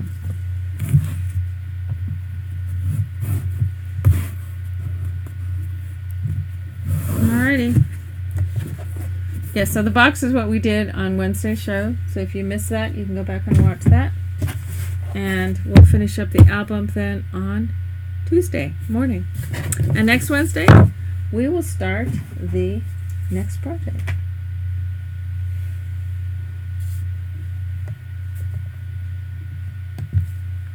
And I'm going to finish up making the tweaks to that I need to, because I had forgotten on the supply list and kind of guide to put the lightweight chipboard, which you needed for the box. And there was one other minor thing that I needed to change. And I think I'm going to cut that cover down to 8 inches so it fits in the box better.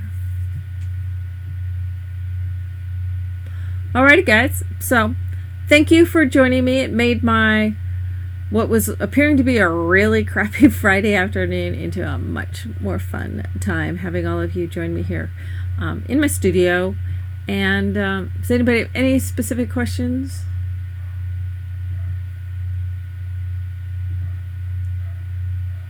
The binding was just the previous project to this one. We did that on National Scrapbook Day, which was the first Saturday in May.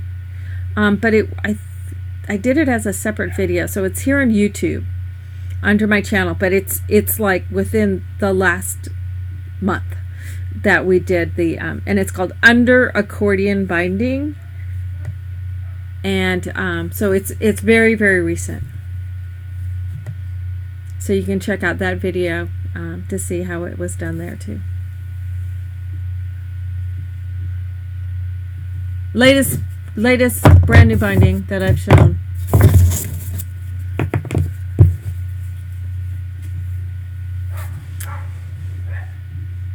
Alrighty, guys, I'm gonna let y'all go. I need to go make some dinner for the hubby. Sarah is out with friends, so I actually get to have dinner with just him, so that'll be pleasant. So, alrighty, guys, I'm gonna let you guys all go, and everybody have an amazing weekend, and we will see you at 10 o'clock Pacific time on Tuesday. So, peace out. Oh, also, Joy, thank you. Thank you. Lois always has to leave a little bit early on Friday nights, but thank you to her as well, because I know she'll go back and watch the end. So, but thank you, Joy, as always, for helping out. I greatly appreciate it. So, peace out, guys. Love you bunches. Bye for now.